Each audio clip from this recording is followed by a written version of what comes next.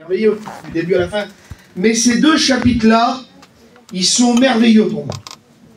Ils font partie de mes... Il y en a un, pour moi, c'est un des plus beaux chapitres de la Bible. Mais les deux, ils sont merveilleux. Et je voudrais qu'on le voie ensemble. C'est la première épître aux Thessaloniciens. Paul, 1 Thessalonicien et 2 Thessaloniciens, Paul va enseigner beaucoup de doctrines à l'Église, beaucoup de grands enseignements, et il va faire aussi beaucoup de recommandations. Il va donner beaucoup de conseils. Et j'ai lu les quelques conseils que Paul a donnés ce matin. Le message, il va être vraiment simple. C'est des conseils qu'on a besoin. Qui c'est qui a besoin de conseils? Moi, j'ai vraiment besoin que Dieu me conseille. Et quand je lisais la parole de Dieu, vous allez voir que c'est des choses qu'on vit vraiment aujourd'hui dans nos églises, dans nos missions, dans la mission en général. On vit ces choses-là. Alors je vais pas commenter beaucoup, je vais simplement lire les versets et on va le voir ensemble. 1 Thessaloniciens, chapitre 4. Il va dire au reste des frères, donc il parle à l'église là, il dit au reste des frères, puisque vous avez appris de nous, vous avez appris comment vous devez vous conduire et plaire au Seigneur. Dites Amen. Là, Paul, il réexplique un peu. Paul, il a resté un petit moment à Thessalonique. Il a resté, je crois, pas tout à fait un mois. Mais il est là, et là, il leur a écrit une lettre. Il dit, puisque vous avez appris de nous déjà, on vous l'a déjà dit, comment qu'il fallait se comporter pour plaire au Seigneur. Et j'aimerais rappeler à l'église ce matin. Il semblerait qu'aujourd'hui, 10 ans après, 20 ans après, 30 ans après, Samuel, faudrait réexpliquer aux gens, Samuel, comment qu'il faut se comporter. C'est vrai ou c'est pas vrai?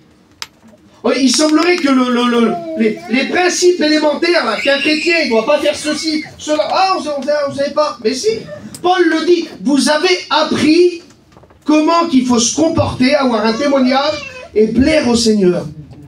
Moi, je ne sais pas vous, mais je veux plaire à Dieu. Je ne veux pas plaire aux hommes. Je ne veux pas plaire, excusez-moi, aux frères de l'église, il n'y a pas de problème. Je veux plaire à Dieu en premier. Et quand tu plais à Dieu, il n'y a pas de problème, ça va ensemble, tu plairas aux autres, il n'y a pas de souci. Mais premièrement, quand je marche avec Dieu, quand je le suis, il dit, je veux lui plaire à lui. Amen.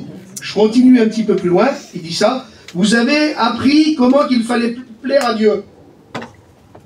Toujours dans le même chapitre, un peu plus bas.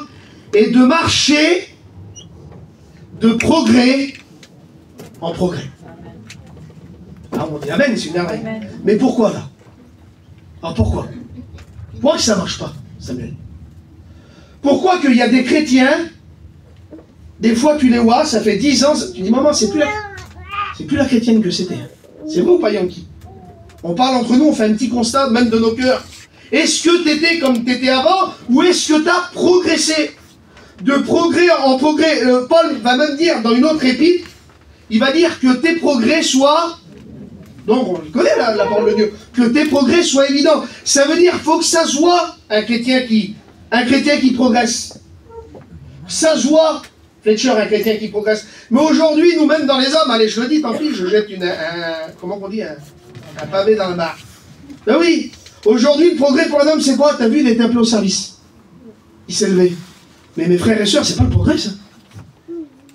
C'est pas l'aboutissement d'une vie spirituelle épanouie, le progrès d'être serviteur. C'est pas ça du tout. Serviteur de Dieu, c'est quelqu'un qu'un homme a choisi, il l'appelait le service.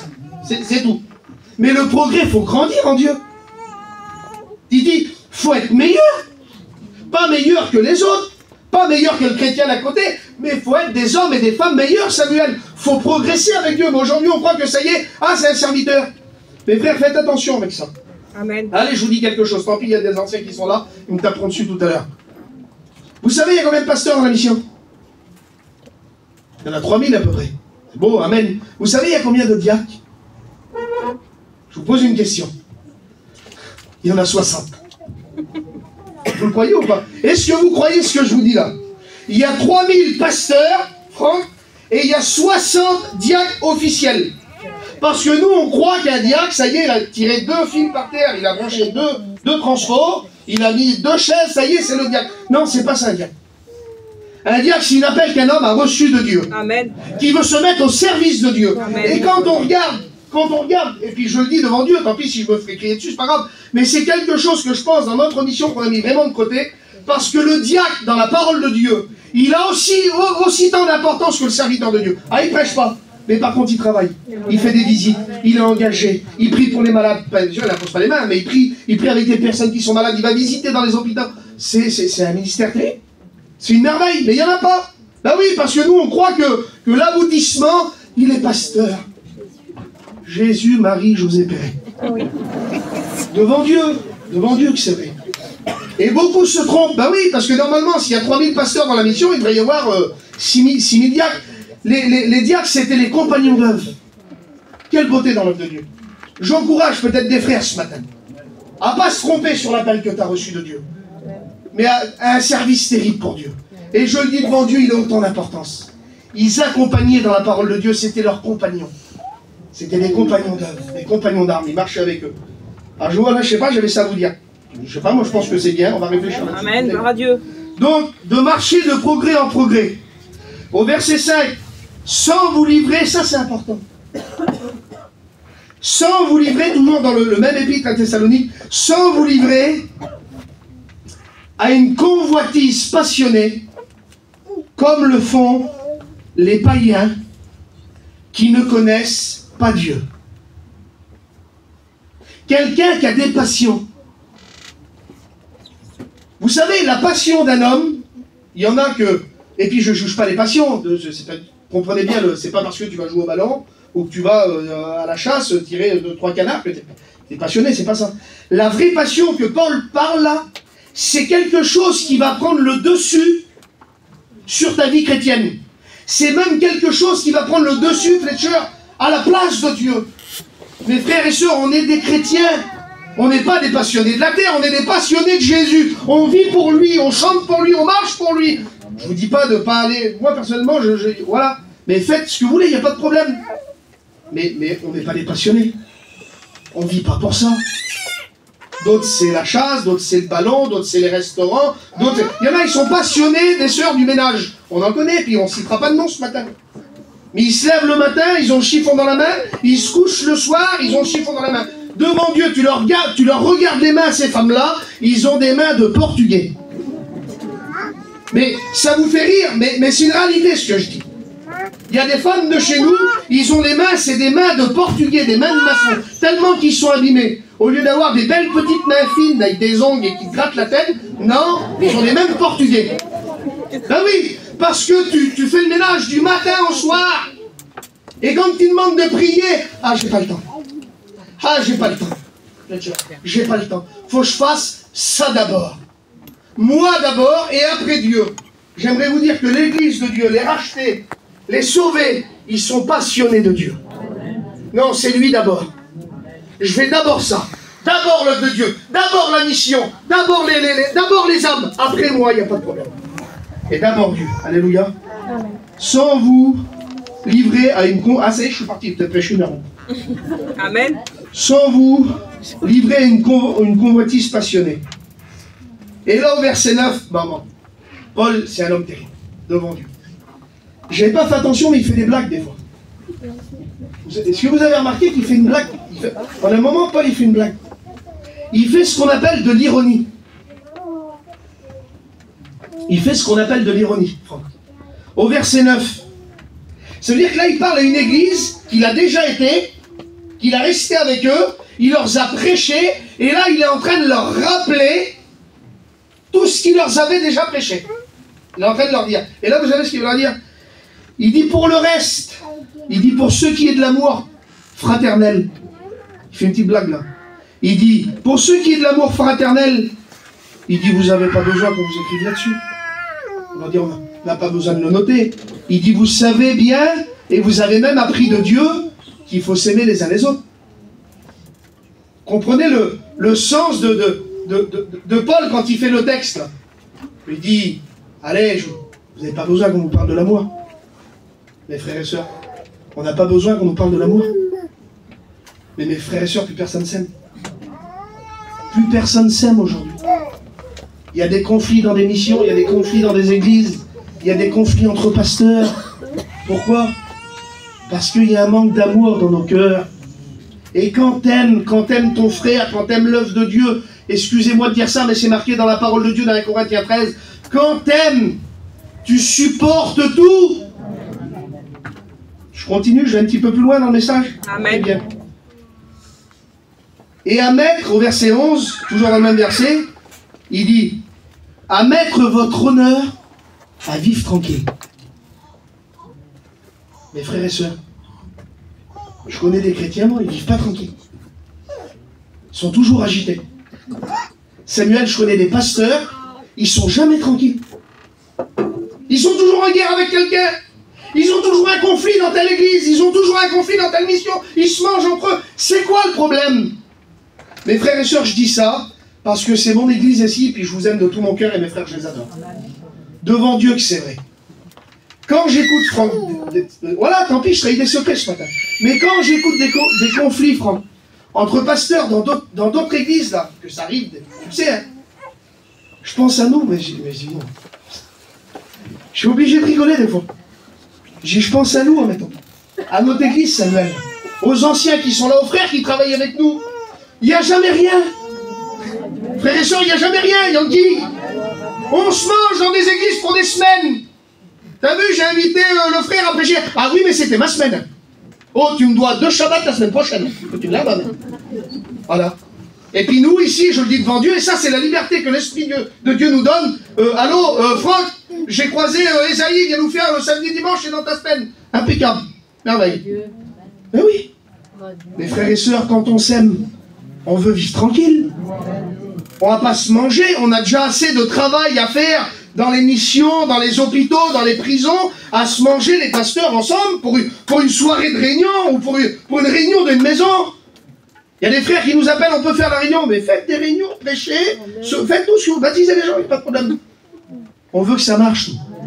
On veut l'œuvre de Dieu, on est des passionnés de Jésus, et nous, on ne veut pas se prendre la tête pour des choses inutiles. Il dit, écoutez bien, je continue, allez, je continue. Je mets le pied dans le plat. Il dit, à mettre votre honneur à vivre tranquille. C'est-à-dire, c'est un honneur, t'es fier. Moi, je suis fier de l'église. Je suis fier de l'église, les frères, parce qu'on vit tranquille.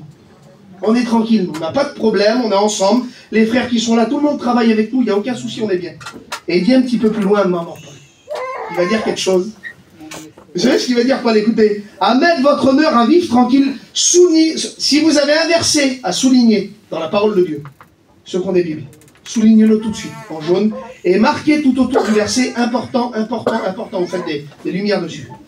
Écoutez bien, à vivre tranquille et à vous occuper de vos propres affaires. Là, c'est pas moi qui le dis, c'est Paul, Samuel. Il dit, occupez-vous de vos affaires. Chez ma grand-mère, un coup, je crois que c'était mon oncle qui avait donné ça, il avait donné un petit tableau, ma mère, elle s'en rappelle, c'était marqué, c'était une prière, c'était marqué, mon Dieu, empêchez-moi de mettre mon nez dans les affaires des autres. Et mon oncle, tellement que la vieille a parlé, t'as rappelé, il était venu, il a dit, tiens, il dit, je vais te mettre ça dans ta maison. Et puis il a mis, et puis le tableau, il a resté tout le temps. Là. Fais-la, cette prière. Seigneur, empêche-moi de m'occuper des affaires des autres. Occupe-toi de tes affaires. Aujourd'hui, on s'occupe des affaires du voisin d'à côté. Si l'herbe, elle est mal coupée, ah, ça nous plaît pas. Hein. Ah, t'as vu le pasteur, il a mis des baskets. Hein. Mais alors, s'il est bien dans des baskets, s'il est mal au pied, laisse-le tranquille, le malheureux. Frères et sœurs, on veut vivre tranquille. On veut être heureux dans la présence de Dieu. Donc, on veut être comment je veux dire, devant Dieu. L'autre, il se met des costumes pour prêcher. Moi, je suis pas trop bien. Je suis mal à l'aise en costume parce que je suis gros. Voilà, je vous le dis. Je serais tout mec, je mettrais des 3 pièces, je m'habillerais terrible. Mais voilà, j'ai du mal. Mais l'autre, il met des costumes. Laisse-le mettre un costume. L'autre, les frères, on veut vivre tranquille, Franck. Mais aujourd'hui, on se mêle des autres. On se mêle du foyer de l'autre. Ah, t'as vu? Il est parti là-bas. Ah, t'as vu le pasteur, il a fait ça. Mais occupe-toi de chez toi, mon bon petit chien d'amour. Occupe-toi de ton foyer, prie plutôt pour tes enfants, prie plutôt pour ta famille qui est en train de se perdre. Occupe-toi pas des affaires des autres, laisse-les les autres. Seigneur, il va le dire aux disciples, mais il dit les autres, mais il dit que n'importe les autres, toi, viens, suis-moi, marche avec moi. Mes frères et sœurs, on veut vivre tranquille. C'est beau, Yonki. Moi, je veux vivre tranquille. Et je veux pas me mêler des affaires des autres. Alors, je vais faire la prière que ma grand-mère m'avait mise sur un tableau, là. mon Dieu, empêche-moi de mettre mon nez dans les affaires des autres. Et comme Paul il dit, occupez-vous de vos propres affaires. Amen. Ah, il est beau le message, je me régale devant nous. Alors ça y est, j'arrête avec les recommandations. Mais c'est pour ça que Paul, il a fait le message, donc en vérité, je prêche. Les gars, j'ai une assurance quand je prêche tout de suite, vous savez pourquoi? Parce que je prêche pas mon message à moi. Je prêche le message que Paul a prêché. Amen. Donc si vous avez des recommandations à dire, ben, quand vous verrez Paul dans le ciel, vous irez le trouver pour la réunion de ce matin. Parce que c'est pas moi.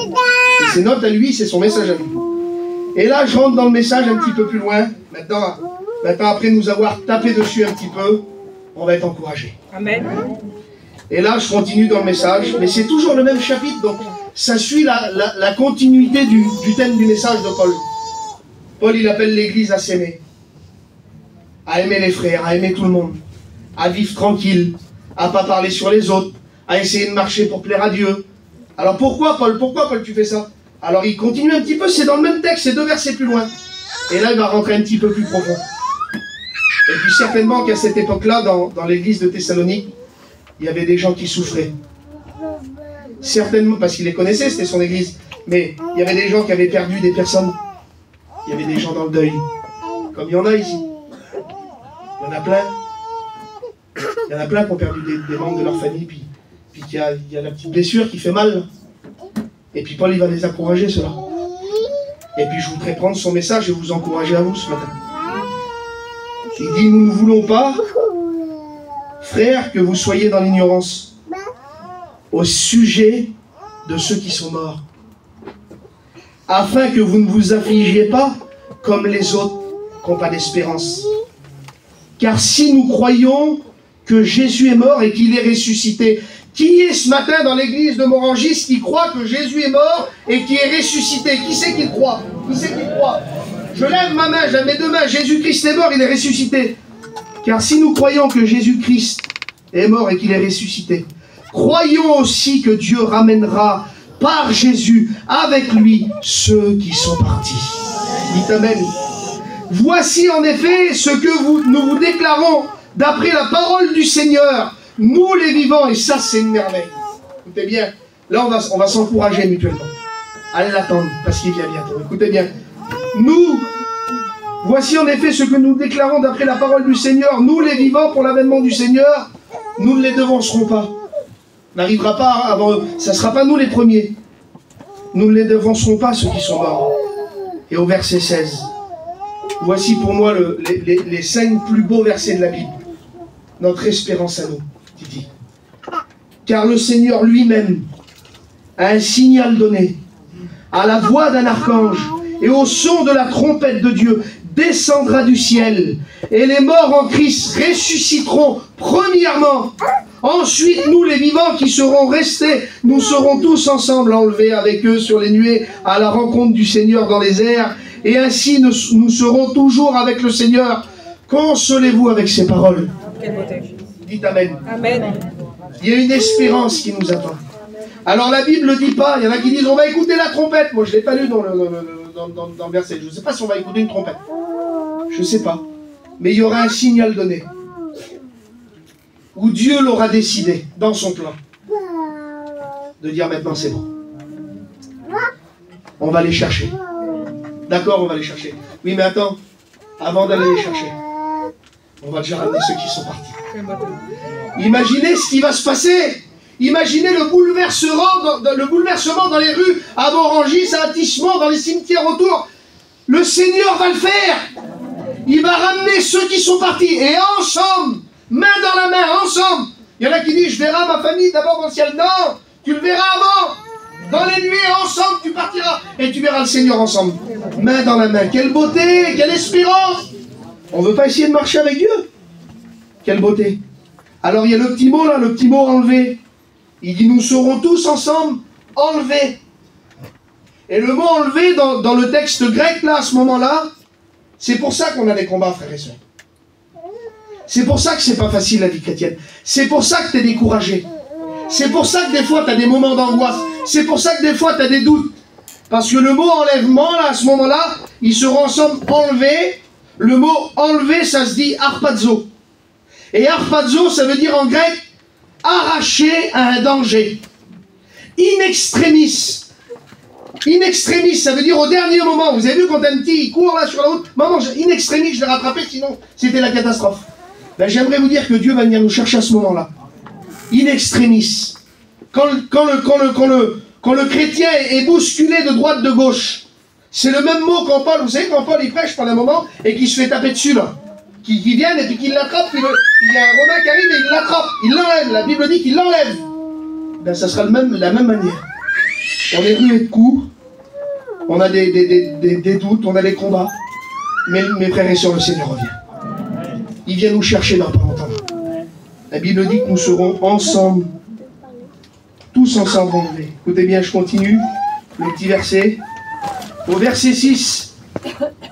Ne dormons pas. Qui c'est qui veut faire partie de ce jour? Moi, je donne ma main. Je veux faire partie de ce jour et je sais que j'en fais partie. Mais par contre, Paul nous donne un conseil. Il dit, ne dormons pas comme le fait les autres, mais veillons et soyons sobres.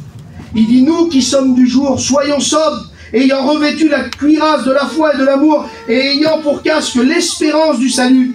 Car Dieu ne nous a pas destinés à la colère, mais il nous a destinés à la possession du salut par notre Seigneur Jésus-Christ. Alléluia. Verset 11, regardez, je termine dans 5 minutes, écoutez bien, c'est une merveille. Verset 11, c'est pourquoi exhortez-vous réciproquement. Quelle beauté.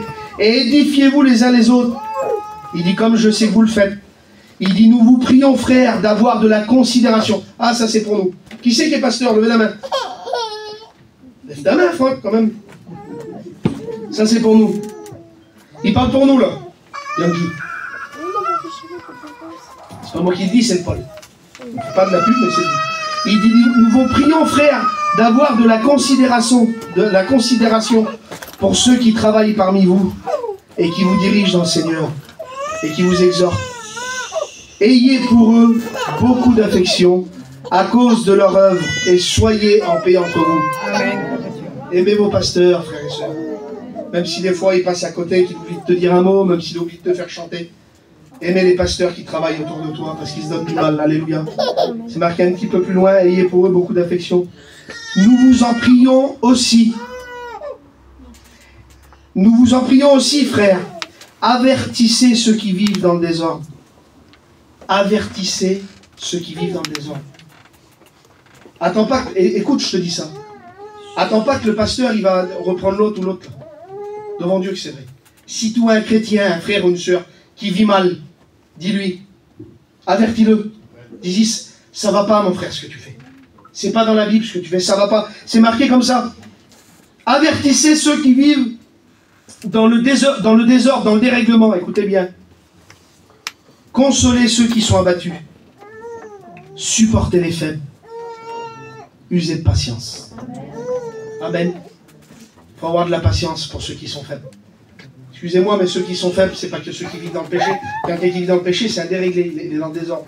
Mais il y a des chrétiens qui sont faibles. Qui ont du mal, des fois, qui a marché. Qui ont du mal à aller à la réunion. Et bien ceux-là, la Bible dit qu'il faut les encourager. Il faut aller prier avec. Écoute, je te dis ça, va pas toujours prier quand même. Va avoir une petite sœur que tu sais qu'elle est faible. Encourage-la à prier.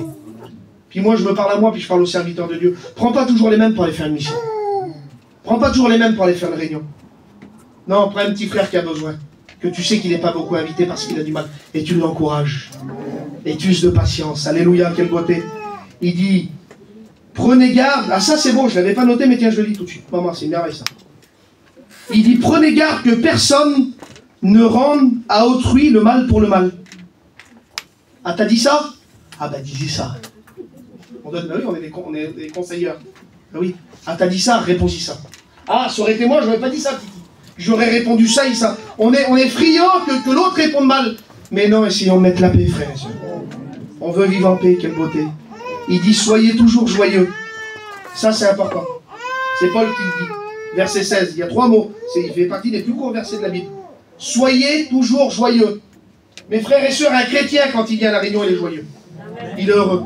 Des fois, t'en as, ils passent derrière des estrades, ils ont des figures, je jure en vérité, tu crois qu'ils sortiraient d'un film de cinéma. D'un film de peur. On est joyeux. On chante pour Dieu. Vous savez pourquoi qu'on est joyeux? Parce que Jésus nous a sauvés. Vous savez pourquoi je suis heureux ce matin? Parce que je suis là à la Réunion, je suis avec mon foyer, je suis avec ma petite, il y a ma famille qui est là, et on va partager la Sainte Seine. On va prendre le pain et le vin, on va se rappeler de la mort et la résurrection du Seigneur. Et je sais que si je ferme les yeux, Carlo, je pars au ciel avec lui. Alors je suis heureux. Soyez toujours joyeux. Au verset 25, regardez, je termine carrément l'épître à Thessalonique. Priez pour nous. Et il va dire ça et on va prier le Seigneur. On va passer un temps dans la prière. Verset 27.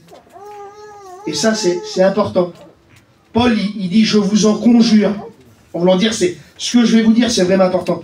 Il dit, je vous en conjure, que ce que je vous dis, la lettre que je vous dis, qu'elle soit lue à tous les frères. C'est-à-dire que ce n'est pas que pour l'église de Thessalonique, c'est pour tout le monde. Et il dit que la grâce de notre Seigneur Jésus-Christ soit avec vous tous. Amen. Vous l'avez compris, le Seigneur? Amen.